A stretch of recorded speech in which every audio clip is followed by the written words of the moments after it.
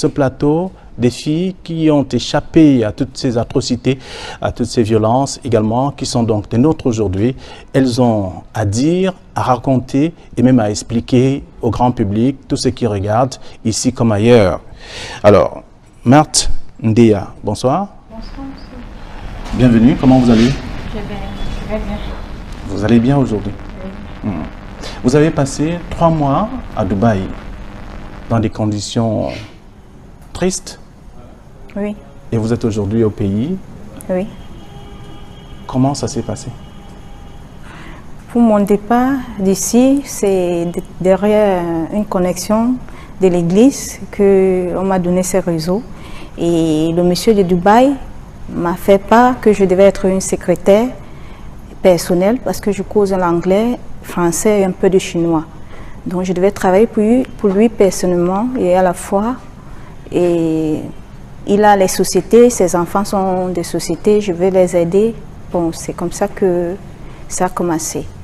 Et oui. là, je rappelle que vous êtes titulaire de baccalauréat et que vous avez multiples formations professionnelles également.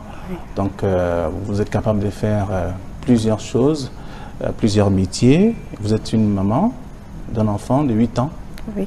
Et c'est votre argent que vous avez mis en jeu pour aller à Dubaï. Oui.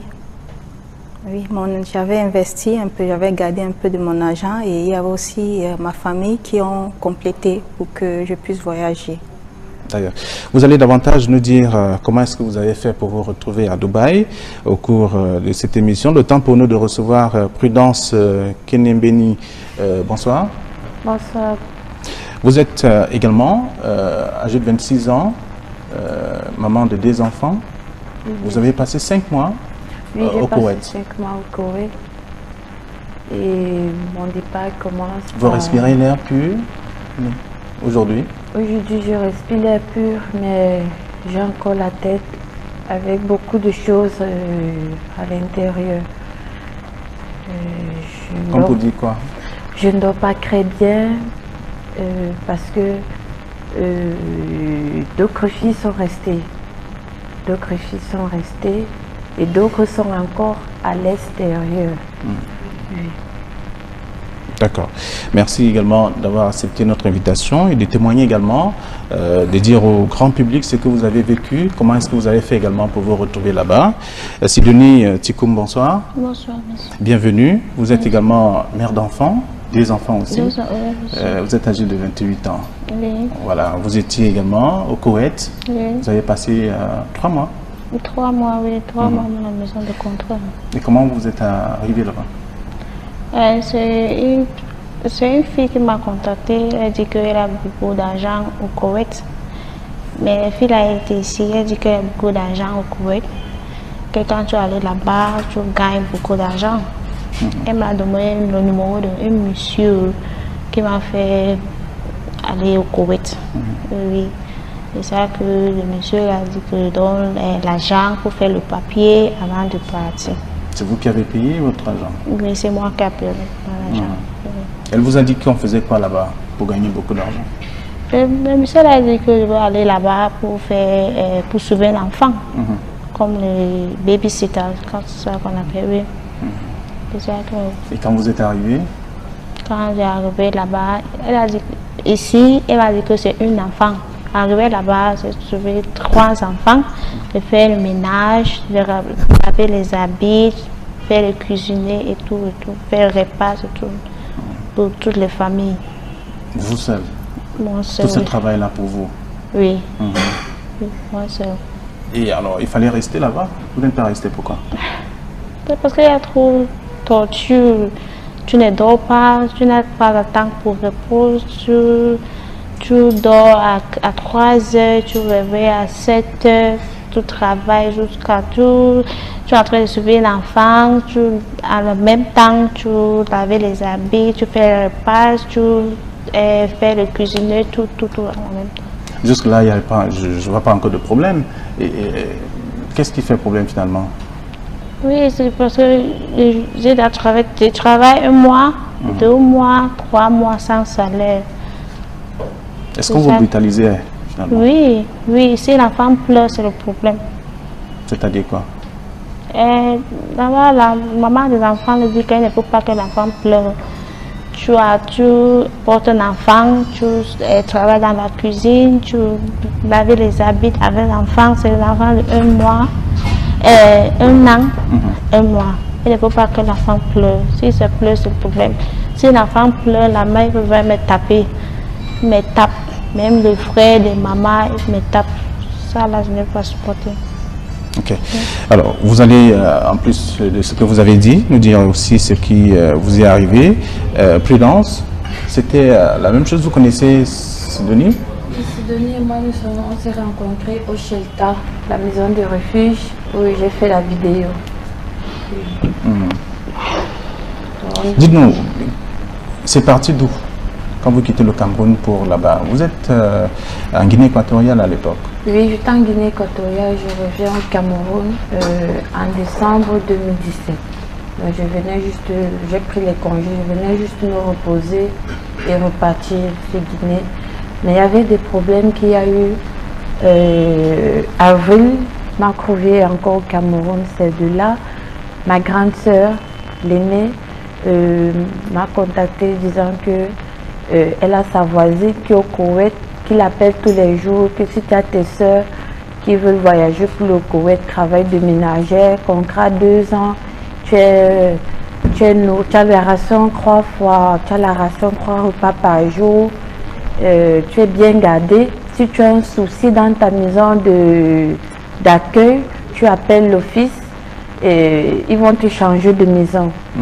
Oui. Elle nous a rassuré que non, tout allait bien de son côté, elle n'a pas de problème.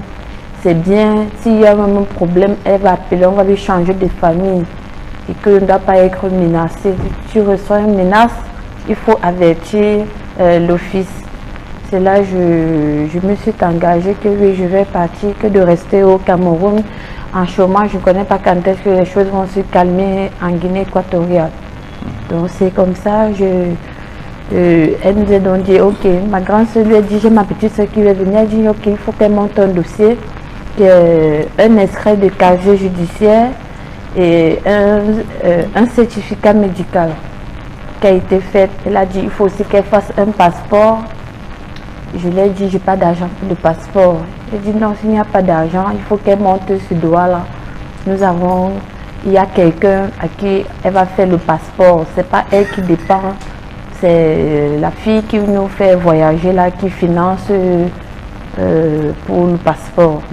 Donc de là, je suis quittée Yaoundé pour Douala, avec déjà alors, tous ces papiers que j'avais rassemblés.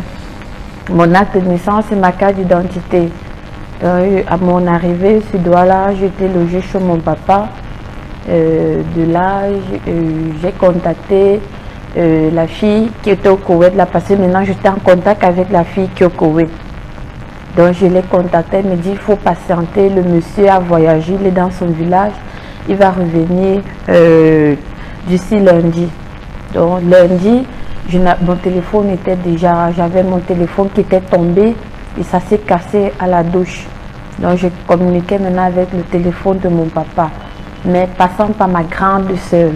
Donc maintenant, la fille contactait ma grande soeur m'appelait, elle me donnait des nouvelles. Elle et moi, la fille du Koweït et moi, on causait via WhatsApp. Donc maintenant, mon téléphone s'est gâté et le papa n'avait pas un téléphone Android.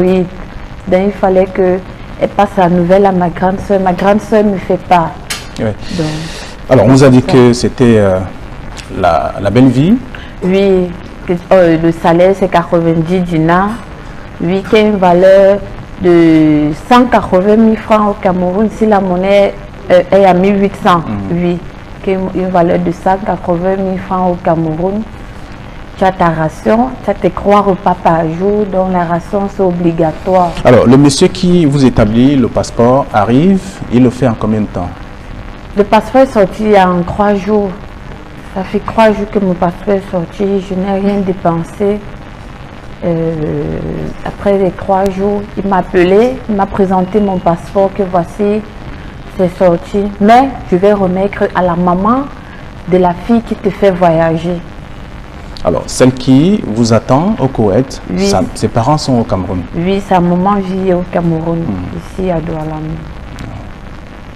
Alors, de là... Lui, il n'est que passeur. Oui, lui maintenant il n'est que passeur. Donc c'est pas lui que les filles envoient l'argent, que fait le passeport à telle fille. Parce qu'à mon arrivée à l'immigration, il m'a posé la question à savoir, tu viens de la part de qui? J'ai dit Carole. Il dit Laura ou Carole. En tout cas, je vais appeler parce qu'il est en contact avec les filles depuis le Koweït. Il dit j'appelle. Quand il appelle, il demande aux filles, envoyez-moi la photo de la fille qui doit venir faire le passeport vers moi parce que j'ai une fille ici, elle vient de Yaoundé. Donc envoyez-moi la photo. C'est là dont elle n'avait même pas ma photo. Elles ont plutôt donné tout mon nom. Oui, puisque j'avais donné mon nom à la fille qui communiquait avec moi depuis le Koweït. Elles ont donné mon nom. C'est là il dit oui, parce que j'attends d'autres filles. Il y a des filles qui m'ont envoyé tellement d'argent pour les filles, pour les passeports. Alors, et lorsque vous obtenez le passeport, le voyage est prévu 2 jours après? Non, le voyage, maintenant, il faut attendre. Et lorsque le passeport est sorti, c'est là que maintenant je recevais les visas via WhatsApp. Parce que maintenant, j'ai déjà rangé mon téléphone qui s'était cassé. Oui, j'ai rangé à Camtel parce que c'était un téléphone Camtel. Je reçois maintenant le visa via WhatsApp, le billet d'avion via WhatsApp, le contrat de travail via WhatsApp. Donc, plusieurs papiers. Bon, tellement c'est en arabe, d'autres papiers, je n'arrivais pas à savoir. Et comment vous avez fait pour savoir que le salaire c'est écrit visa. Le reste en arabe. Contrat de travail. Je même encore d'autres papiers avec moi à la maison. Oui. Contrat emploi. Oui. Écrit en français et en anglais même. C'est même en anglais. Comme je lis l'anglais, je sais que bon, ça c'était le papier. Et le billet d'avion aussi, oui. C'était comme ça que j'ai retiré plutôt à l'aéroport international, oui, au cyber à côté. Là, il faut que j'attende la dame qui a mon passeport. Le jour du voyage? Le jour du voyage. Je devais... On vous remet le passeport? On me remet le passeport parce qu'il faut qu'on me fasse signer une dette de reconnaissance. Comme ils ont fait le passeport avec leurs frais, oui, ils doivent payer la route de l'aéroport avec leurs frais. C'est-à-dire combien? Qui montait au total de 200 dinars. J'ai signé le contrat, j'ai signé la dette de reconnaissance. Oui, 360 000 francs CFA. Oui, que j'ai signé et mon papa aussi a signé parce que c'est lui qui m'accompagnait à l'aéroport. Alors, votre papa savait que vous êtes en train d'aller chercher le bonheur pour la famille? Oui, je l'avais parlé, je lui ai dit je pars comme ça au Koweït, je lui ai expliqué. Je lui ai expliqué tel qu'on m'a expliqué, lui il a vu que c'était bon. Oui, c'est peut-être que on m'a expliqué, ça m'a aussi intéressé. J'ai dit ça veut dire que c'est bon, c'est sécurisant. Donc tel qu'on m'a expliqué, c'est comme ça que je sais expliquer au papa. Ils se sont engagés à venir signer la dette de reconnaissance. Très bien. Alors vous prenez le vol et vous arrivez à destination? Non, je n'ai pas vol direct. J'ai fait escale à Addis Abeba. C'est à Addis Abeba parce que c'est éthiopien. Addis Abeba, Koweït City. Oui, nous sommes arrivés à 2 heures. Et puis c'est à l'aéroport international du Koweït là-bas qu'on récupère aussi le passeport.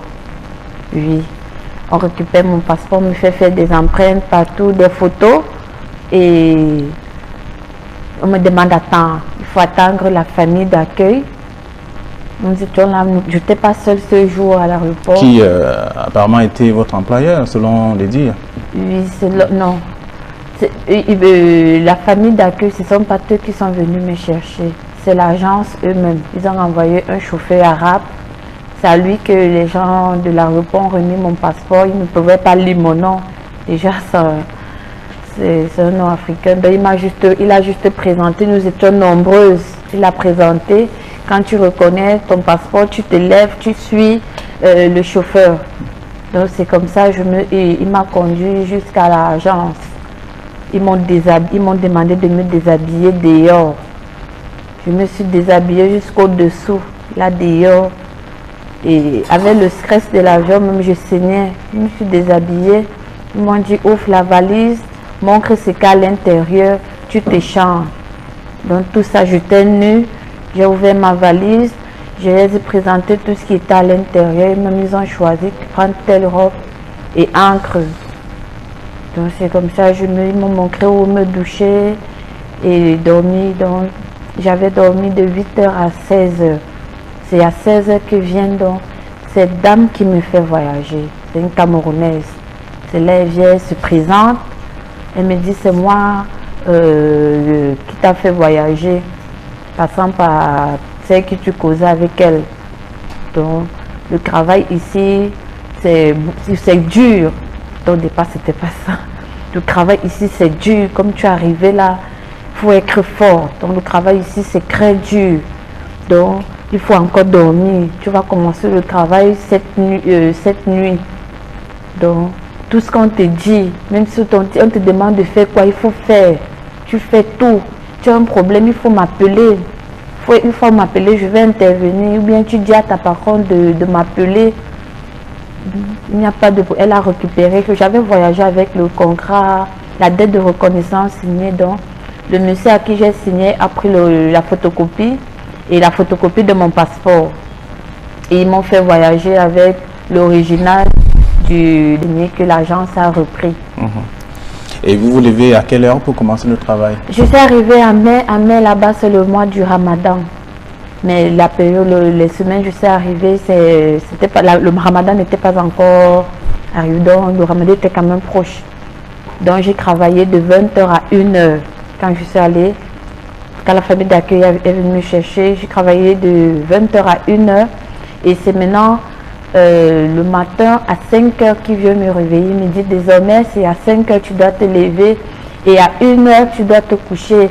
Tu ne dois pas causer. Tu as le téléphone? J'ai dit, je n'ai pas de téléphone. Il dit, ok, tu ne dois pas causer avec des gens, tu dois t'asseoir. Tu dois travailler, tu dois nettoyer la maison. Il ne faut pas qu'on trouve les murs sales ou bien des plats. Il faut speak in Arabic. J'ai dit, I don't know Arabic, ok. C'est moi English, mais you speak in Arabic. J'ai dit, ok, je vais m'efforcer, dire que je dois à tout prix connaître l'arabe. Donc il fallait un peu tout ça. J'ai travaillé pendant une semaine, oui, parce qu'une semaine c'était le 15. Alors, à partir du premier jour, vous vous rendez compte que ce n'est pas ce qu'on vous a dit? Oui, à partir du premier jour, j'ai même trouvé une autre fille camerounaise. C'est la même personne qui me fait voyager, qui les fait voyager. Donc c'est comme ça. Toute la nuit que je travaillais, elle était assise, elle gardait les bébés, mais pas pour la même personne. Parce que la maison est tellement grande, une maison familiale. Combien de personnes à peu près? Il y avait 15 personnes. Donc 15 personnes, la maison était tellement grande. La fille même me dit... Chacune de vous avec son patron? Elle avait sa patronne qui était en mariage là-bas et elle gardait les enfants de sa patronne. Oui, elle gardait juste les enfants. C'est au coucher qu'on a eu à sympathiser. Elle me dit, les gens de la maison sont peu même. D'autres viendront de temps en temps. Tu as du travail ici. C'est comme ça on sympathisait. Et le travail que vous faisiez, c'était quoi? Faire le ménage, laver les assiettes, le sol, repasser les habits, laver la douche. C'était ça, je passais mon temps à faire. Parfois, j'ai même déjà fini. Parce que comme je me levais tôt, je travaillais un peu, j'étais rapide même. Vous aviez encore de l'énergie? Oui, j'avais encore de l'énergie. Non, c'est là ils viennent, quand ils se lèvent, et comme ça j'ai fini, je dois recommencer encore ce travail pour qu'ils voient que j'ai vraiment travaillé. Il faut que je travaille quand ils sont éveillés encore. Maintenant, j'ai commencé à faire une stratégie. Ok, je m'assois donc. Quand ils vont se lever, c'est là que je vais commencer le travail.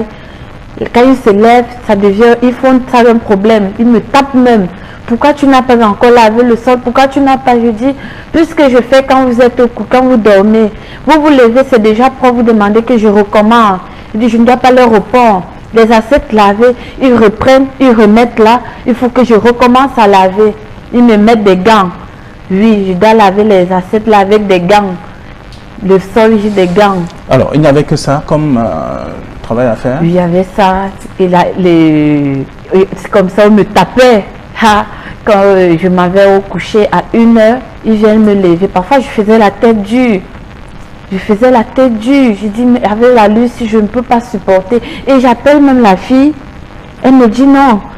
on ne peut pas te retirer comme ça. Pourtant, ils ont dit si tu as un problème, ils vont intervenir. Ils disent qu'on ne peut pas te retirer comme ça. D'accord. Donc, votre séjour était traumatisant. Traumatisant. Quand le ramadan a commencé, c'était alors... C'était autre chose. Et vous aviez quand même 3 repas tels que prévu? Non, non, je n'avais pas de repas. Il faut qu'ils mangent. Parce que quand ils préparaient juste au nombre de la maison. Donc, ils préparent, ils versent tout ça dans le plateau. Ils grattent même la marmite. Quand ils vont manger, et puis quand ils mangent, ils sucent les yeux, ils remettent dans le plateau. Et ils ne remangent pas le même repas. Donc, ils considèrent que tu dois jeter ça. C'est là que je mange les restes. Donc, ce n'est que ces restes-là que moi, je mangeais. Et c'était une seule fois. Une fois, ils m'ont surpris en train de prendre le petit déjeuner. Donc, j'ai pris le pain au frigo. J'ai chauffé, comme je les voyais souvent chauffer. Là, j'ai chauffé, ils m'ont surpris avec ça.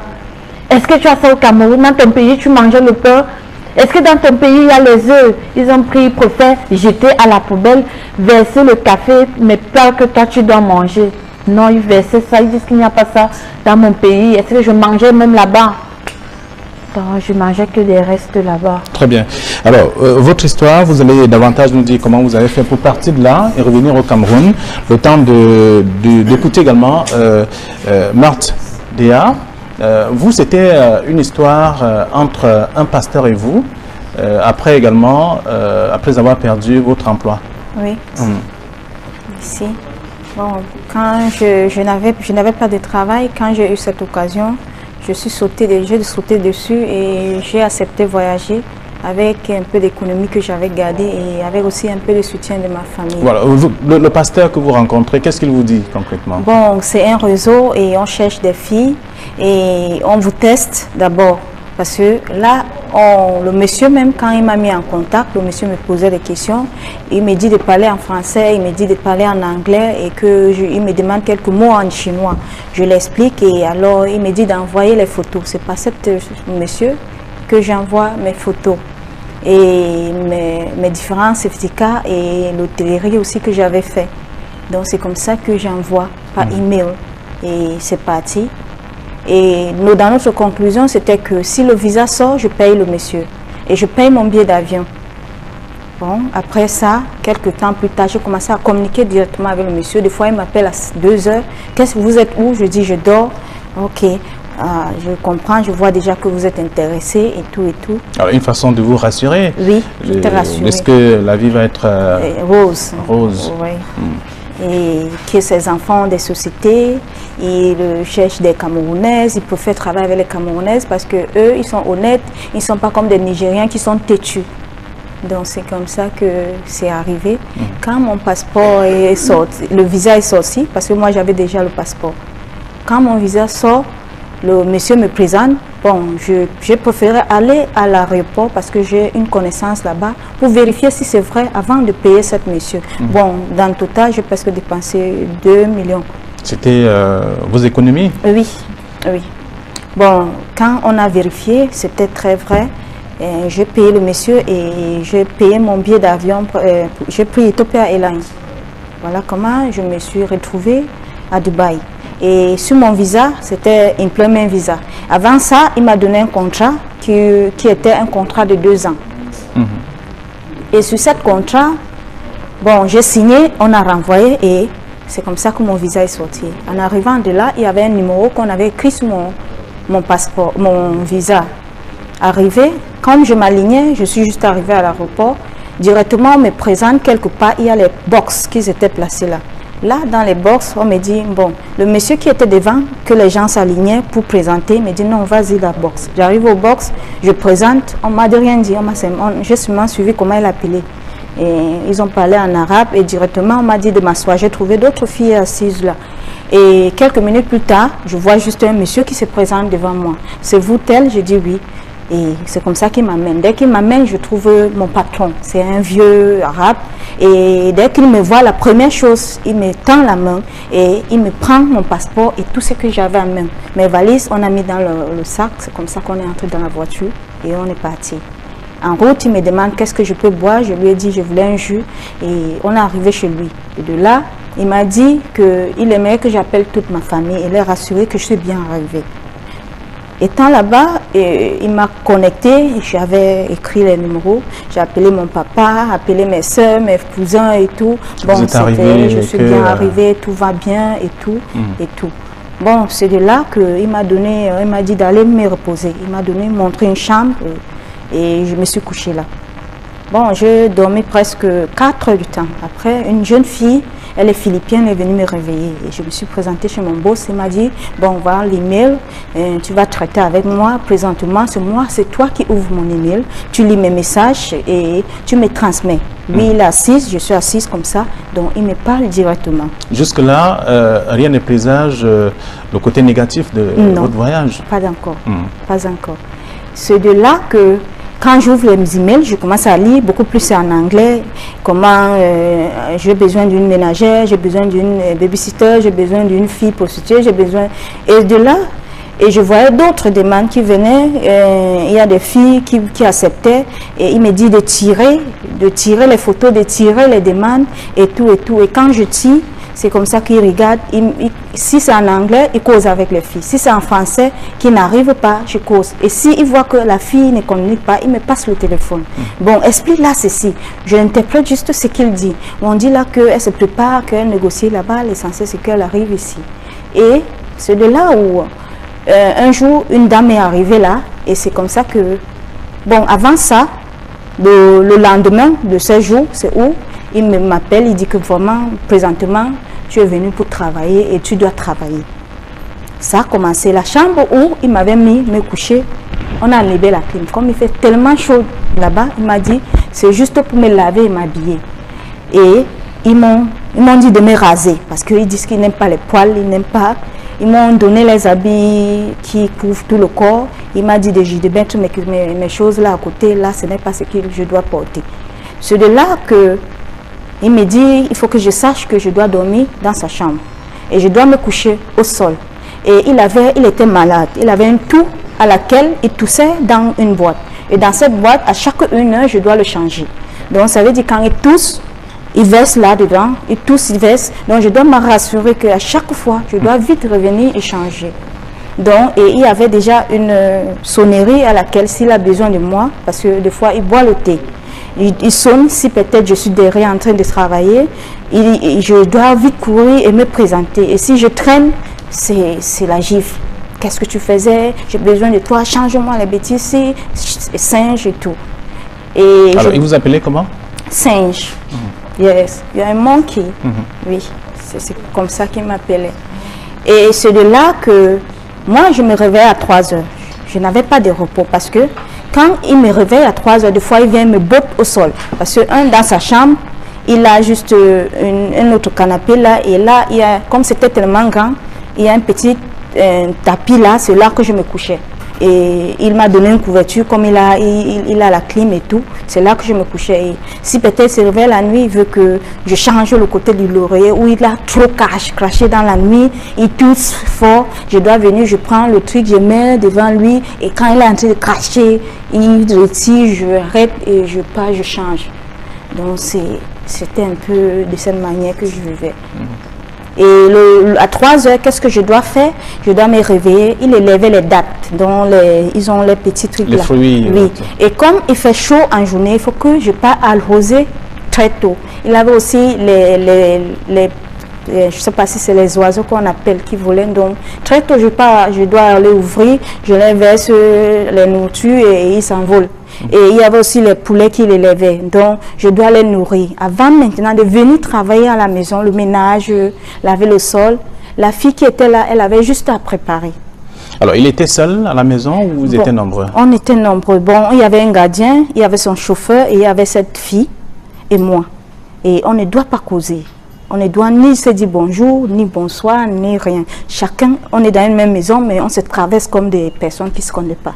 Oui, mais jusque-là, est-ce qu'il y a, c'est ça qui vous a gêné, même si ce n'était pas ce qu'on vous avait prévu. On avait dit de faire, je voudrais dire au départ de votre voyage, on vous a dit que la vie devait être belle, c'est le secrétariat que vous devriez faire, mais ça n'avait jamais été le cas. Oui, bon, ce qui m'a commencé à me gêner, c'est parce que quand je lisais ces mails, Et il m'influençait avec ses yeux. Et ce que je lisais, et il avait toujours l'habitude que ouvre vite, ouvre vite. Donc quand j'ouvre, je suis en train de lire, je me rendais compte qu'il y avait un business. Tu vois? Et quand il y a cette fille qui arrive, tu vois, on parle, il dit ok, je prends le vol à telle heure, j'arrive. Il part, le chauffeur part pour amener la fille. On m'enferme dans la chambre. À un moment, je vois seulement les gens qui arrivent, donc je ne sais pas ce qui se passe. Après, je vois juste comment les gens disparaissent. Donc, je ne voyais pas où on amenait cette fille. J'ai même sauvé une Camerounaise qui voulait aussi venir. La fille ne causait pas français, tu vois, et je devais causer en français avec elle. Et comme tous ne savaient pas causer le français, la fille, elle a fait la médecine, elle a envoyé tous ses dossiers et tout. Bon, il restait maintenant qu'elle cause avec le monsieur, mais le monsieur, quand il communiquait, il dit, mais she's not here in English, she's not here in English, I want you to speak with her directly. So, c'est de là que, quand je commençais à causer avec la fille, le monsieur me regardait dans les yeux, je dis à la fille, s'il te plaît, je suis ta soeur camerounaise. Moi, ce qu'on te dit, ce n'est pas vrai. Si tu es sage, mais ne me trahis pas. Forme quelque chose et tu peux dire ta soeur a dit que après et ceci, mais parce que où je suis, c'est entre la vie et la mort. C'est comme ça qu'on a causé et il me dit, elle a dit quoi? Il dit non, elle est en train de négocier avec sa soeur et il faut que sa soeur paye le billet d'avion pour qu'elle arrive au pays dont elle attend encore sa soeur qui va la payer le billet.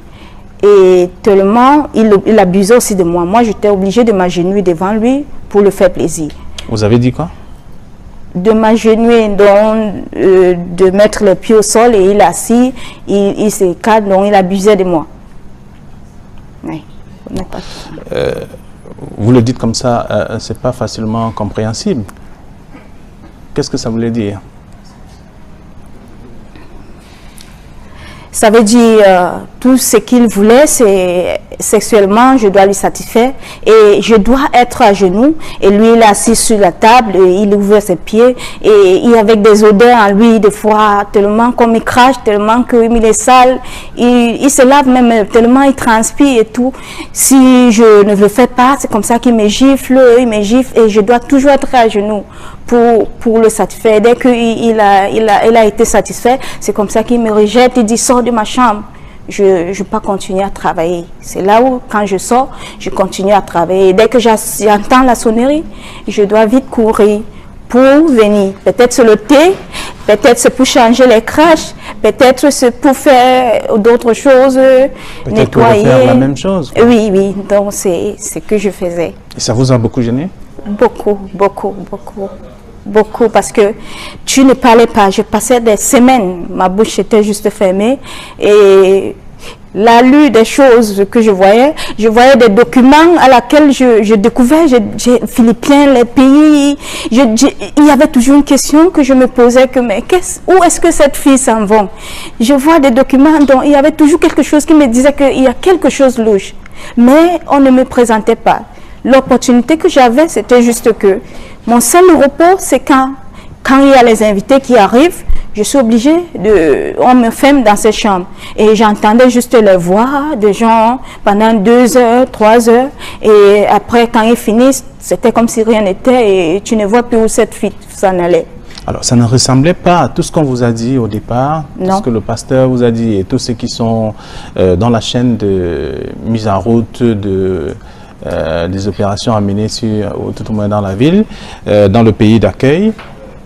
Alors, c'était donc des moments tristes pour vous? Oui, très triste. Que vous avez du mal à oublier aujourd'hui? Oui, très triste. Parce que là, je n'étais plus un être humain. Et c'est comme si il a quelque chose qu'il met dans cette... Parce que même la fille philippienne, tu sentais qu'elle n'était plus en elle. Et tous ces gens étaient comme si il y avait une machine qui nous manipulait. Mais j'avais toujours ma prière. Je priais toujours. Je demandais au Seigneur de m'aider, de trouver une solution. Quand je me lave, il y a le nombre d'heures. Dès qu'il constate que je dure à la douche, c'est comme ça qu'il sonne. Et il avait mal au pied. Donc, il va envoyer la fille de vite m'appeler. Même si je suis en serviette, je cours. Il dit, qu'est-ce que tu faisais? Il vient, il me gronde. Donc, tout, c'est comme ça que je vivais. Ok. Alors, nous allons parler de votre retour, la motivation beaucoup plus. Qu'est-ce qui vous a fait partir? Comment est-ce que vous êtes parti de cette maison pour vous retrouver en cellule? Parce que vous avez fait la cellule, il faut le rappeler déjà. Oui, oui. Prudence, au-delà et après tout ce que vous avez subi, vous avez réussi à vous échapper. Et comment? Non, ce sont eux qui m'ont mise à la porte. Le jour où j'ai demandé, j'ai réclamé mon salaire, c'était le 9 juin. J'ai réclamé mon salaire, ils m'ont mise à la porte. Ils ont porté ma valise, j'ai mis poussé, je suis sortie. Dans mon téléphone, je n'avais pas d'unité. Je ne pouvais appeler personne, mais j'ai croisé sur mon chemin, passé là-bas. Il n'y a que des voitures, tu ne vois pas des gens passer à pied. Oui, j'ai croisé un Indien qui était gardien devant une maison. Je suis allée vers lui, je lui ai parlé en anglais, s'il peut appeler le numéro qui est dans mon téléphone. Il a dit pourquoi, je dis non, la maison où je travaille, on m'a mise à la porte, je veux que tu appelles mon agence. Il a appelé. L'agence lui a demandé d'aller me déposer là-bas. Il est parti voir sa patronne m'a même fait monter chez elle, elle m'a donné à boire, à manger, je lui ai expliqué mon problème et j'ai porté, elle m'a demandé si j'ai un passeport, j'ai dit j'ai pas de passeport, on m'a juste mis comme ça, la porte ne m'a rien remis. C'est là elle a dit je veux quelque chose qui prouve que tu es venu ici légalement. J'ai ouvert ma valise, les papiers qui restaient avec moi, c'est ça je l'ai présenté. Elle a appelé l'office, mon agence, elle a expliqué à mon agence que je suis là, il faut qu'elle-même vienne me chercher. L'agence a dit non, s'il y a le chauffeur, que le chauffeur aille me laisser, ils vont payer le transport au chauffeur, le chauffeur allait me laisser. De là j'ai rencontré une Ivoirienne, elle me fait part qu'elle a fait 4 mois. Elle part on lui vend de maison par maison. Je lui ai dit vendre comment? Elle dit oui, tu ne sais pas. Je lui ai dit moi je ne sais pas. Elle dit oui, comment t'as mise à la porte là? Sache qu'on doit te revendre à une autre famille. Je lui ai dit ma soeur, tu es africaine comme moi je suis, je ne peux pas accepter. Nous avons fait l'école. Donc ça c'est la vieille époque. Nous ne vivons plus l'esclavage. Est-ce que si toi et moi on s'associe, on fuit, tu vas accepter? Elle m'a dit il n'y a pas de problème. Et je suis souffrant depuis que je suis ici. On ne m'a pas encore donné un médicament. Je lui ai dit il n'y a pas de souci. On a regardé dans la chambre dont on était là. Il y avait des petites radios là. Je lui ai dit on ne va pas mourir ici, mais on va s'en sortir. J'ai coupé ces câbles. Je lui ai dit on va attacher la fille qui est ici à l'agence. Comme elle est seule, on l'attache. Ces Arabes, elles n'ont pas de force, on l'attache, on fuit. D'accord. Alors, on a pris assez de temps, mais je voudrais qu'on aille à la sortie, vers la sortie. Mais qu'est-ce qui se passe? Vous vous retrouvez au shelter? Oui, on a fui. Quand on fuit, la fille qui nous fait venir, la Camerounaise qui nous fait venir, là, parce que c'est aussi elle qui a fait venir l'Ivoirienne. Oui, elle nous appelle. Moi, je n'avais pas de téléphone, mon téléphone est resté à l'agent. Elle appelle dans l'Ivoirienne. L'Ivoirienne, je dis à l'Ivoirienne qu'il ne faut pas qu'elle s'aille donner. L'Ivoirienne a dit non, on ne veut plus revenir vers toi parce que toi tu travailles avec ces gens. C'est comme ça, elle nous récupère, elle nous place encore dans d'autres maisons. Place, ça devient autre chose, on vous propose de faire... Dans la maison maintenant qu'elle nous place, je suis en train de travailler, il faut que je rembourse d'abord. Elle m'a dit je dois rembourser 1000 dinars aux familles, à la maison d'accueil qui m'ont mise à la porte et l'argent que j'ai signé depuis l'aéroport au Cameroun. On vous propose de faire la prostitution? Oui, de là maintenant, dans la maison où je suis, elle me propose de faire la prostitution. Je vais gagner 300 à 500 dinars par mois. Et vous acceptez? Oui, maintenant j'accepte. Je lui dis ok, je vais venir. Elle dit ok, viens, je t'attends. Je quitte donc de là avec 2 mois de salaire que ma patronne m'a remis. J'arrive, elle récupère. Après, elle me dit il faut que tu commences, il faut que je te prépare parce que tu vas commencer avec mes soeurs là, elles sont arrivées, elles sont là, elles t'attendent depuis. Je leur ai dit ok, t'attends, je vais te dire la vérité. Au départ, c'est pas ce que vous m'avez dit.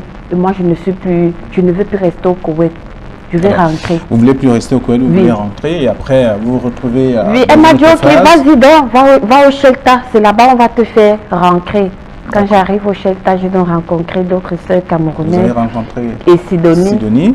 Sidonie, vous également, c'était pas des jours heureux, je voulais dire, c'était pas facile pour vous parce que vous aviez beaucoup de choses à faire et jusqu'à ce que vous décidez de partir aussi. Et comment vous faites pour vous retrouver au Cameroun? Pardon, permets-moi de parler en anglais. When I left the house, I left at night, 5 a.m. was still dark. Because if you want to run, if you are caught, they will kill you. So I had to just put on because when you get there, they give you a uniform to put on. You don't wear dresses. When you're in the house, when you walk, they wake up with perfume spray all around that you're smelling. At times they call you monkey. The babies that you even take care of them, they call you monkeys. So I had so I need to look for a way to escape. I get up very early at 5 a.m. That's where I ran out of the house. I took all of this, this is all what I came back from Kuwait with. I took all of this, my dress, I tie in, they have a wrapper that they put tête. Oui, l'opération n'a pas été facile, en tout cas pour vous, de prendre la décision de rentrer. Mais vous vous retrouvez quand même au milieu des autres, au Shelta, par exemple. Et il faut déjà partir, il faut rentrer au pays. Comment vous faites? Qu'est-ce qui paye votre transport? Qui paye votre laissez-passer? You yourself, for me, I pay my laissez-passer. I pay my laissez-passer. When I get there, I had no money.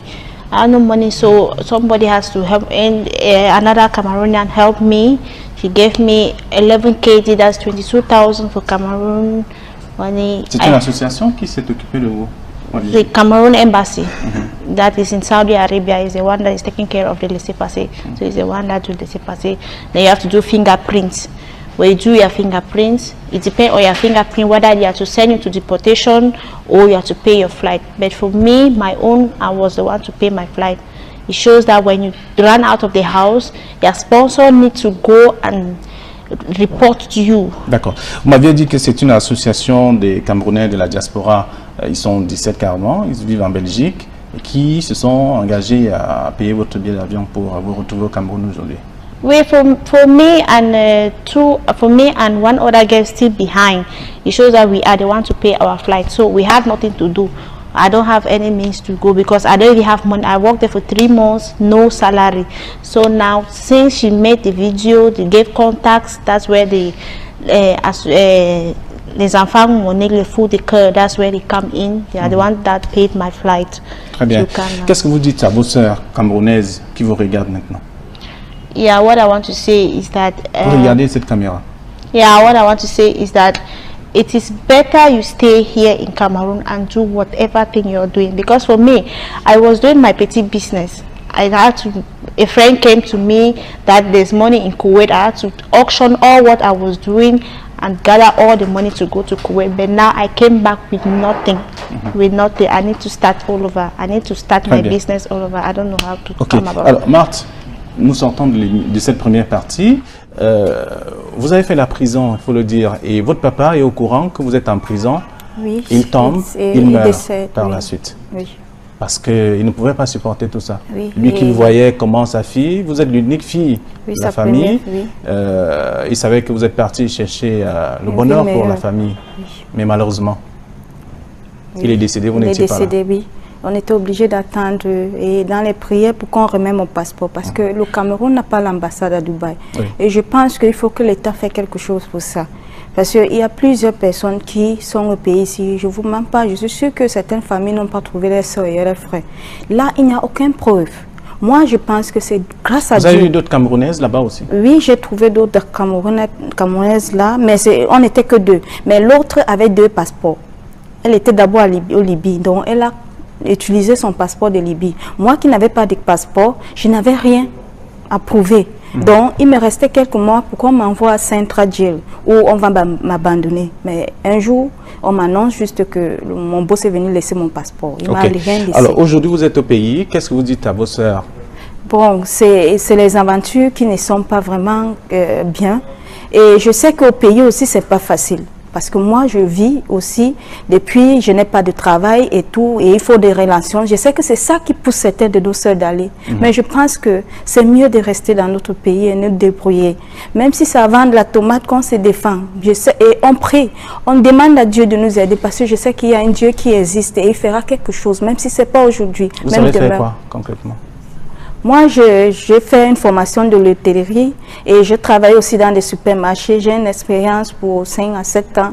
Donc, voilà ce que j'ai déjà fait dans ma vie. D'accord, merci. Prudence, nous sortons de cette phase. Vous également, c'est vous qui aviez donné le ton. L'alerte, c'est votre vidéo qui a permis à ce que tout ceci déclenche quand même. Qu'est-ce que vous dites également aux Camerounaises, aux Camerounais qui vous regardent, qui aiment bien l'aventure, qui pensent que le bonheur, c'est de l'autre côté? Oui. Il faut toujours partir. Il ne faut pas partir parce que c'est ceux qui nous font voyager, qui nous font croire le Eldorado, parce qu'elles sont plutôt en train de gagner l'argent sur nous, mais nous souffrons, c'est elles qui récupèrent. Donc en allant là-bas, c'est pas le paradis sur terre, donc c'est l'enfer. On est mieux chez soi que dehors, parce que j'ai vécu, je parle, pour ceux qui reconnaissent la vidéo, la personne qui parle, donc j'ai vécu. J'ai déjà de l'expérience de là. Donc... Alors vous êtes arrivé comment? Qui a payé votre transport et votre laissez-passer? Mon laissez-passer, c'est mon oncle, docteur Pierre Alakalaka, que j'ai contacté ici au Cameroun, qui m'envoie de l'argent pour mon laissez-passer parce que je n'avais rien du tout. Oui. Donc c'est lui qui paye. Merci à vous d'être venu témoigner et partager avec les téléspectateurs. Vous ne partez pas, vous restez avec nous sur ce plateau.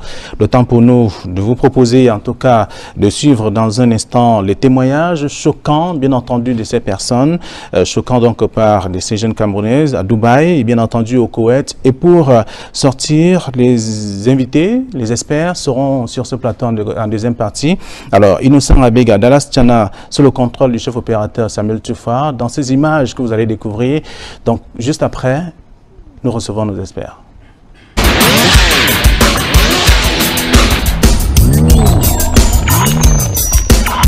Sous le ciel clair de Douala, capitale économique du Cameroun, le temps est clément. Dans un véhicule, une jeune dame, toute pensive, avec le regard fixé sur son téléphone portable qu'elle ne cesse de manipuler. Dans le couloir qui mène à son domicile, Ndéa Marthe est en pleine conversation téléphonique. Il faut se refaire une vie.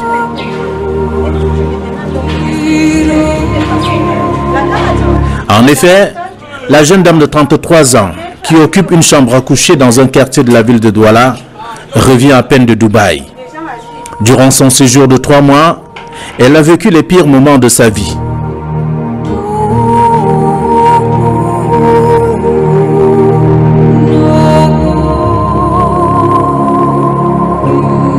Le premier jour, il m'a demandé de me le sucer. Vraiment, je n'étais pas d'accord avec lui. Et quand il m'a dit de m'agenouiller, il m'a giflé et dit que je dois le faire et que je suis une singe et que je suis son esclave. Je dois faire tout ce qu'il me demande. C'est ça qui m'a donné cette attirance de fuir. C'est où j'ai commencé à penser, à dire que je vais rentrer dans mon pays, mais il m'avait déjà influencé en me disant que je ne peux pas sortir de là et je ne dois parler à personne. C'est comme ça à chaque fois, il m'appelait dans la chambre, il me forçait et quand je vais réagir, c'est juste une gifle que je constate dans mes joues, dans ma joue. Et une fois mes lunettes même sont tombées, il m'a dit que la prochaine fois, ça ne serait pas juste les bastonnades, ça serait plutôt avec la ceinture. Marthe ne voyait pas tout ça dans les propositions qui lui ont été faites dès le départ de l'initiative. Titulaire du baccalauréat, saupoudrée de plusieurs formations professionnelles, Marthe, qui venait de perdre son emploi, est rentrée en contact avec un pasteur qui lui a proposé d'aller tenter sa chance hors du pays. Je connais un monsieur, il était pasteur à une église, on m'a introduit à lui, il faisait les filles voyager. Et c'est comme ça qu'il m'a parlé et il m'a envoyé le numéro du monsieur de l'arabe. Et le monsieur m'a demandé mes papiers, il m'a demandé ce que je peux faire. Je lui ai fait part que je causais l'anglais, français et un peu le chinois. C'est donc comme ça que quelque temps, il m'a intervenu. Il m'a posé des questions et il m'a dit d'attendre, il va me donner une réponse. Et là, il m'a remis une réponse en me disant que je vais venir travailler dans sa société. Je vais être sa secrétaire personnelle et sa traductrice. Parce que ses enfants ont des sociétés et lui, il préfère travailler avec les Africains, qui sont les Noirs. Parce que eux, au moins, ils sont un peu soumis. C'est ça qui m'a amené à Dubaï.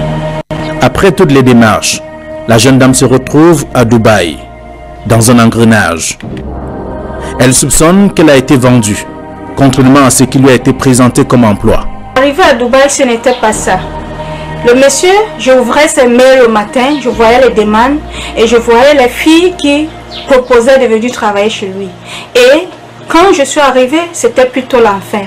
Je me levais à 3 heures et je devais faire le ménage, essuyer la cour et arroser les fleurs parce qu'il avait les fleurs, il élevait aussi les dattes et je nourrissais aussi les poulets. Donc j'avais beaucoup de ménage que je faisais et je me suis rendu compte qu'il vendait les filles. Ça veut dire qu'il faisait les filles venir dans le pays et quelque temps on les amenait. Parce que des fois quand je voyais une nouvelle face, et la face c'est quand j'ouvre son email, je lis, je le interprète. Si c'est un anglophone, j'explique en anglais. Si c'est un francophone, je cause avec la personne, je convainc la personne arrive, on m'enferme dans une chambre. Et après quelque temps, il négocie avec d'autres personnes et après je ne vois plus la fille. C'est donc ça que je vivais à 7 ans. J'avais cette peur. Et des fois, quand je suis fatiguée, si je ne fais pas ce que le monsieur veut, il me tape et je n'avais pas le droit de parler. Il y avait un autre ménager dans la maison. On faisait des jours, des semaines sans se parler. Son acheteur n'était pas un homme de cœur. Marthe était une machine à tout faire et surtout de façon involontaire. Et mon boss aussi, il était malade. Il avait un toux à laquelle à chaque 1 heure, je dois venir vérifier le papier qui crachait. Et là, je dois changer le papier à laquelle il crache, je mets un autre. Et on avait déjà une sonnerie où il était assis. À chaque fois quand il sonne, je sais déjà qu'il a besoin de moi parce que je suis en train de travailler. Dès que j'arrive, si ce n'est pas le thé, je dois changer les crashs qu'il a fait dans la feuille. Donc, je vivais l'enfer. Des fois, il me fouette, il me bat. Des fois, je me retrouve, il ouvre ses pieds, il me dit de lui sucer. C'était beaucoup plus ce que je faisais. Et je dois m'agenouiller devant lui avant de le faire. Je ne dois pas m'asseoir, non, je dois être à genoux. Et dès qu'il a joué, il me fait sortir de la chambre. C'est comme ça que je continuais et je dormais plutôt dans sa chambre au sol. Même comme il y avait d'autres chambres, il me forçait à dormir à côté parce qu'à chaque minute, s'il se réveille, il doit me réveiller pour le faire son travail. Peut-être changer le drap, peut-être il veut que je lui donne sa cigarette, peut-être il veut que je tourne l'oreiller. J'étais là comme son esclave jusqu'à peut-être 1 heure, 2 heures, 3 heures. Marthe qui tente de se refaire une vie aujourd'hui peine à oublier la triste image restée gravée dans sa mémoire. Elle était la machine sexuelle de son pseudo-patron. Ce qui m'a le plus choqué, c'est qu'il n'était pas propre.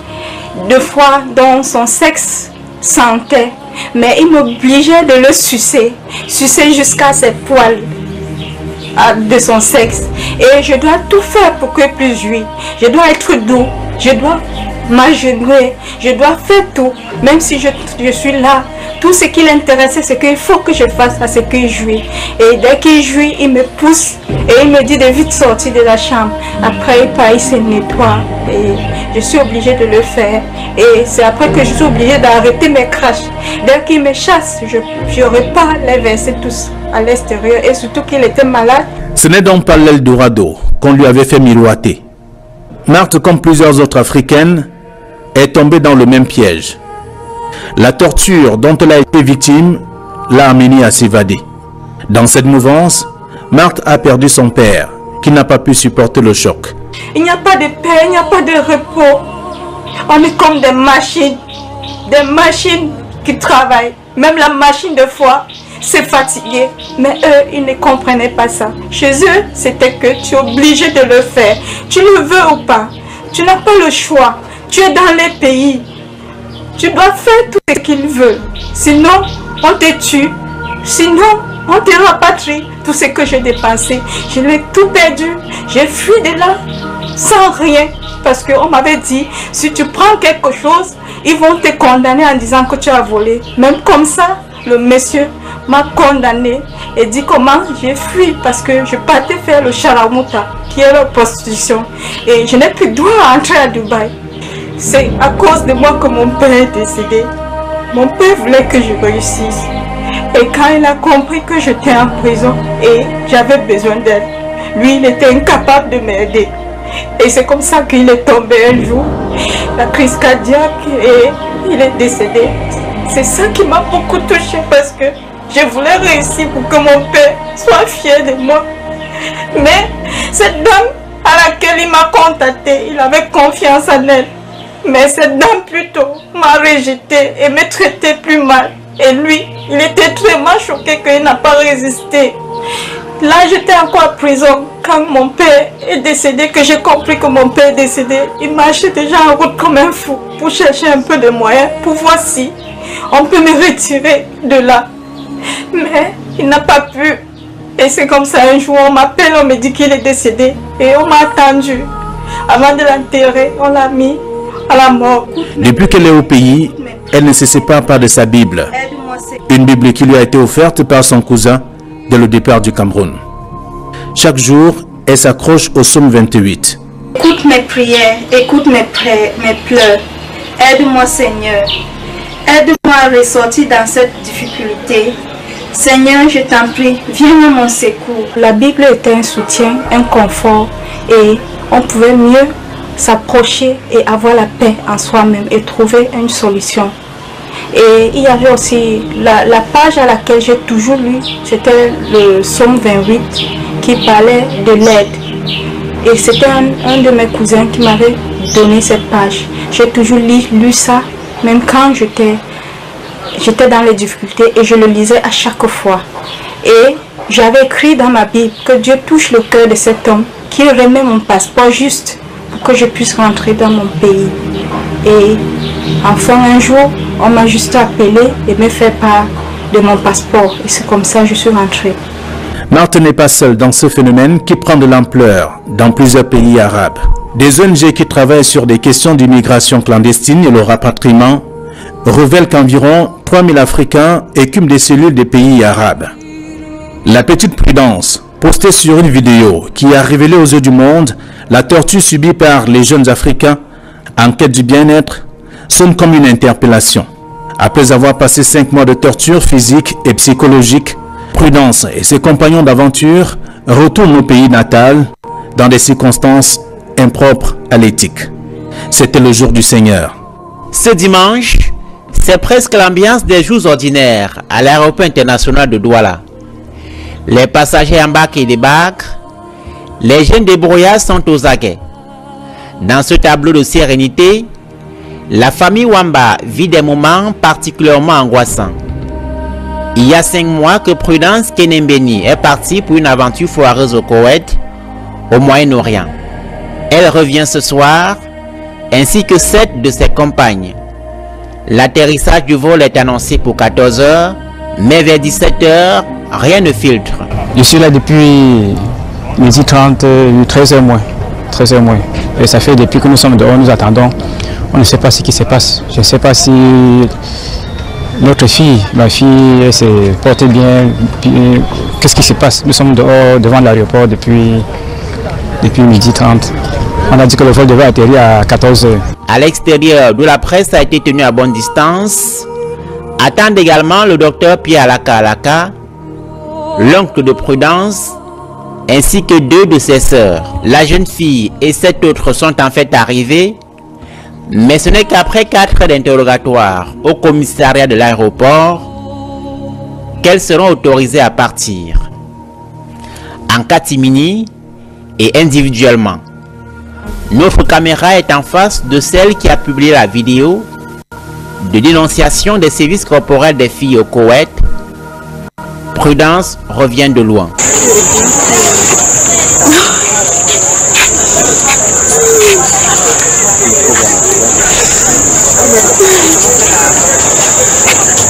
Après ce mois, ça fait vraiment du bien parce qu'il y a beaucoup là-bas qui sont enfermés. On dit qu'ils ont double caisse. Selon ce qu'ils disent là-bas, les Koweïtiens disent qu'il y a double caisse. Le travail, c'est 5 h, 1 h du matin. Oui, dès que dès que les 1 heure arrive, là maintenant tu peux te doucher et dormir un peu. Mais à 5 heures, tu dois te lever. Parce qu'ils disent que c'est comme ça qu'ils se sont arrangés dans le contrat avec le fils qui t'a fait venir au Koweït, que c'est comme ça. Et entre-temps, le fils dit, c'est 7 heures. C'est 7 heures que tu dois dormir, que tu dois te lever. Mais dans la maison, déjà, c'est différent. Oui, dans la maison, quand tu vas travailler, c'est différent. C'est pas le cas. Et quand tu te plains, le fils dit non, je vais appeler ta patronne. Il n'appelle jamais. Le temps passe, c'est comme ça, les jours passent, ils ne disent rien. C'est peut-être au cas où tu as des... comme nous avons nos connexions Facebook, là, les amis aussi, c'est une fille, tu tombes peut-être sur une fille qui est aussi au Koweït, c'est là elle t'explique que non, le fils ne peut plus rien parce que tu as été déjà vendu. Oui, il faut juste finir ton contrat de 2 ans. Mais le fils, eux, ils te disent que c'est 6 mois. Retrouvailles chaleureuses et sourire au coin pour le papa et les membres de la famille.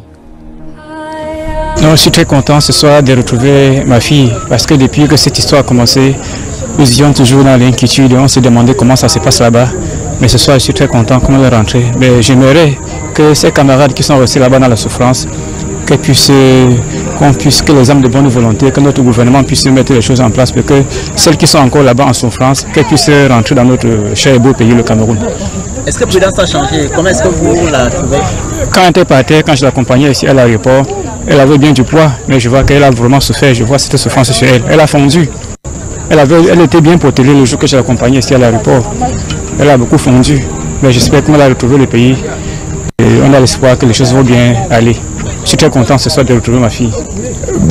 Mon sentiment est mitigé. Je suis heureux que ma nièce soit rentrée, mais je ne suis pas content parce qu'il y a d'autres Camerounaises qui ne sont pas rentrées. Elles étaient officiellement à 22. Il y a 8 qui viennent d'arriver devant vous tout à l'heure. Et il y a 12 qui sont restées. Le retour des 8 jeunes filles est l'œuvre d'une organisation de la société civile internationale constituée d'avocats avec diverses contributions.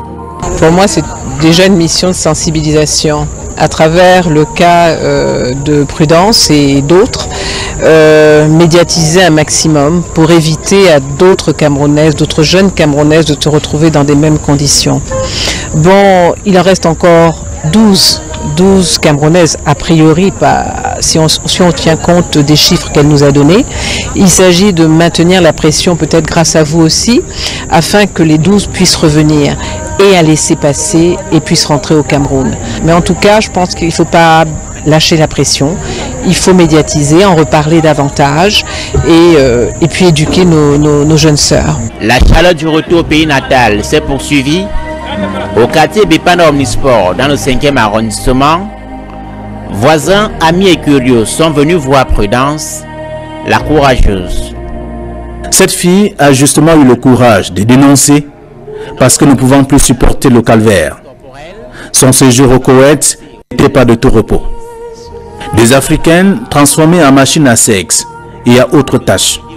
Des Camerounaises en souffrance au Koweït a ravivé l'espoir chez celles restées et en attente de réaction d'éventuels bienfaiteurs pour l'achat de leur billet d'avion. Dans ce registre, la nommée Tikoum Sidoni, bénéficiaire d'un billet d'avion offert par l'association Les Enfants Monique Les Fous du Cœur, s'est vu refuser le droit de partir du Koweït par les responsables du centre de confinement dans lequel elle se trouve. Ce matin, j'ai allé pour voir le directeur pour me donner le temps que je veux voyager. Le directeur a dit que non. L'avion, il y a le problème avec l'avion. Après la pression exercée par moult organisations, ce dernier s'est résolu à la laisser partir. Disposant désormais de son laissez-passer et de son billet d'avion qui a coûté la somme de 235 000 francs CFA, elle peut regagner le Cameroun. Une perspective fort réjouissante. Moi, je suis déjà prête pour voyager. Je dis merci, merci et Dieu va te bénir tout le monde. Merci. Notons que la même association promet d'offrir un autre billet à une autre fille en détresse une fois que Tikoum Sidoni arrivera au Cameroun. Qui sont les auteurs des belles histoires contées aux victimes de la maltraitance dans les pays arabes? La société civile camerounaise ne veut pas lâcher prise. Il faut dénoncer. Depuis le retour à Douala des jeunes Camerounaises transformées en esclaves au Koweït, le flou règne sur les vrais acteurs qui ont milité pour la libération de ces dernières. À ce sujet, le collectif Universal Lawyers and Human Rights Defense, sans toutefois prétendre que c'est grâce à lui que les filles ont retrouvé la liberté, reconnaît néanmoins avoir fait pression sur les autorités camerounaises. Non, je ne veux pas récupérer cela, mais peut-être que la pression qu'on a mis, l'intérêt qu'on a apporté. Alors, est-ce que c'est la présence qui a permis? Je n'en sais strictement rien. À vrai dire, nous le saurons bientôt, mais pour l'heure, bon, c'est un intérêt. Donc on ne va pas récupérer quelque chose qui n'est peut-être pas de notre. Selon elles, c'est elles qui ont payé leur laissez-passer. Et les 12 autres qui sont restés n'avaient pas l'argent pour payer les laissez-passer. Donc il s'agit de faire pression de nouveau sur l'État pour que les engagements soient tenus et que les 12 autres puissent rentrer. Quelques heures après le retour des filles au bercail, les réactions sont multiples. Chacun y va de sa manière pour apprécier l'attitude du gouvernement. Si nous ne maîtrisons pas la question de la pauvreté, nous n'allons pas résoudre ces problèmes. Si nous ne maîtrisons pas la question de l'insertion des jeunes, et plus particulièrement de la jeune fille, nous n'allons pas résoudre ce problème. Et pour ces filles, il faut de la protection. Sur la question, des femmes juristes préconisent une prise en charge. Face à une situation comme celle-là, il faudrait que le gouvernement revoie sa politique d'emploi, qu'il prenne en charge ces filles. La prise en charge ne doit pas être seulement factuelle, il y a même la prise en charge psychologique, parce qu'elles ont été affectées sérieusement sur le point de vue psychologique. Et cette prise en charge, ça nécessite vraiment un vrai déploiement gouvernemental. Il est à noter que ces dernières peuvent obtenir des indemnités à l'Office international des migrants, un autre combat réservé aux hommes et femmes de droit. Le retour au pays natal des rapatriés du Koweït et des autres pays qui cultivent la torture est comme un rêve, et c'est le cas de Prudence. Le regard évasif, Prudence ne réalise toujours pas qu'elle est désormais au Cameroun auprès des siens. Elle vient de passer sa première nuit dans la maison familiale, au lieu d'Ibépanda Omnisport. Elle a pu prendre son bain, se mouvoir dans la ville, des habitudes qu'elle avait perdues durant son séjour au Koweït. Je me suis levée le matin, c'est le papa qui m'a réveillée parce que j'étais tellement fatiguée. Je me suis levée le matin, j'ai d'abord pris ma douche, oui, j'ai nettoyé certains trucs dans la maison, mangé. Tellement je suis fière, je n'en reviens pas. Quand je reste et je vois le papa, je vois des gens, des amis qui ne font que envoyer, appeler, criant de joie. Je suis tellement fière de prendre son seau, d'aller se laver, chose que là-bas pour toucher même le seau de là, je n'ai pas le courage. Tellement je suis. Le domicile de ses parents ne désemplit plus. Voisins et curieux se succèdent. Personne ne veut se faire raconter l'histoire. Entre les interviews accordées aux médias, les explications apportées aux visiteurs, sa journée est plutôt bien remplie. Quand je marche là, je sais que je suis là dans mon pays, c'est différent. Oui, les regards sont différents. Pourtant là-bas, au Koweït, quand je marche, on fait ça. Oui. Donc ici là, personne ne peut te faire. Quand quelqu'un va même te faire ça, tu vas dire, mon frère, tu fais ça pourquoi? Au Koweït, tu ne peux pas dire à un Koweïtien que pourquoi tu fais ça. Tu vas comme, mais on va te taper. Si elle peut pousser un ouf de soulagement après son retour au pays natal, il lui est difficile d'oublier le calvaire vécu au Koweït. Le 8, parce que c'est le 8 octobre, oui, que le directeur du centre d'où nous avons fait la vidéo nous appelle, nous fait comprendre que nous devons nous apprêter pour la déportation. Bon, moi, je leur ai fait comprendre que le gouvernement camerounais, ils ont dit qu'ils viendront nous chercher d'ici le 10 octobre. Ils disent, demande d'où nous sortons avec ça. Ils ne sont pas au courant. Le gouvernement ne les a jamais appelés. Dans le 10, c'est passé rien. On n'a pas eu de signe, rien. Ils nous ont amenés à la deuxième prison. Ce sont des Koweïtiens qui ont coupé nos tickets. C'est samedi qu'on a fait l'appel. Et on a pris le vol à 3 heures. Oui. Donc on vous minote, On vous accompagne à l'aéroport avec des minutes. C'est à l'aéroport qu'on retire les minutes sur vous. On vous fait partir. Elle, comme les 7 autres Camerounaises, arrivées à l'aéroport international de Douala le 14 octobre, n'ont bénéficié d'aucun accompagnement du gouvernement camerounais pour leur rapatriement. Aucune cellule psychologique n'a été mise en place pour leur prise en charge après leur descente d'avion. Une fois à l'aéroport international de Douala, c'est la police de là-bas, de l'Inter, qui sont à l'intérieur, qui nous ont accueillis. Bon, ils disent que non, on te remarque parce que c'est toi qui avais fait la vidéo. Vous avez voyagé au nombre de combien? C'est là que je dis, c'est 8, nous sommes au nombre de 8. Ils disent, mettez-vous là de côté, mettez-vous de côté. Ils ont récupéré nos laissez-passer. Et ça, ils ont dit, vous ne pouvez pas bouger parce qu'on a des questions à vous poser.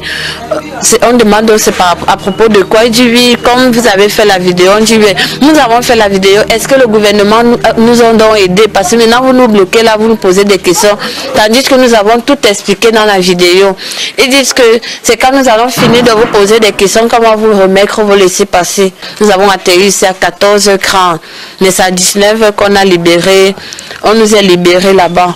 Ils ne nous ont pas remis de laisser passer. Ils sont restés avec. Son souhait aujourd'hui, c'est que la machine de la solidarité du gouvernement se mette en place pour le rapatriement des autres filles, toujours séquestrées au Koweït. Parce que c'est la vidéo là et les messages de la presse qui les ont rassurés que Dieu merci, enfin ma famille va me voir. Donc c'est comme ça qu'elles ont pu venir se cacher chez Taki. Quand le gouvernement va venir, ils vont partir avec nous aussi, rien. Elles sont restées là-bas sans suite. Et jusqu'à aujourd'hui, personne. Bien que brisée par cet épisode sombre de sa vie, la jeune dame, âgée de 26 ans, en sort grandie. Elle a retrouvé le sourire auprès des siens. Pour elle, c'est un nouveau départ. Oui, là c'est maintenant un nouveau départ. Recommencer encore la vie à zéro. Commencer la vie à zéro. À la suite des images et des témoignages qui choquent, Regard Social donne la parole aux experts qui vont au-delà des images.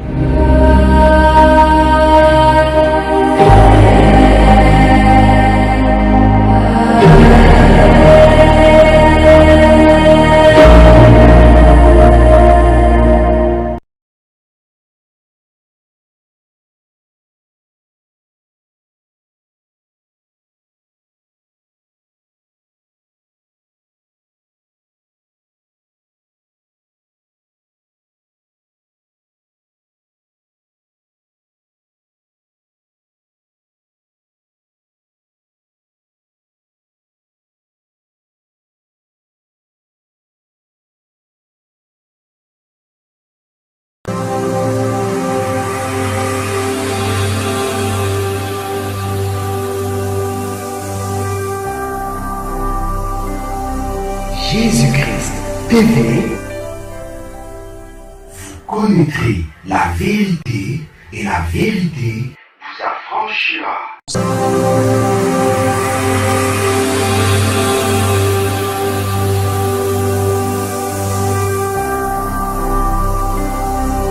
Jésus-Christ TV, vous connaîtrez la vérité et la vérité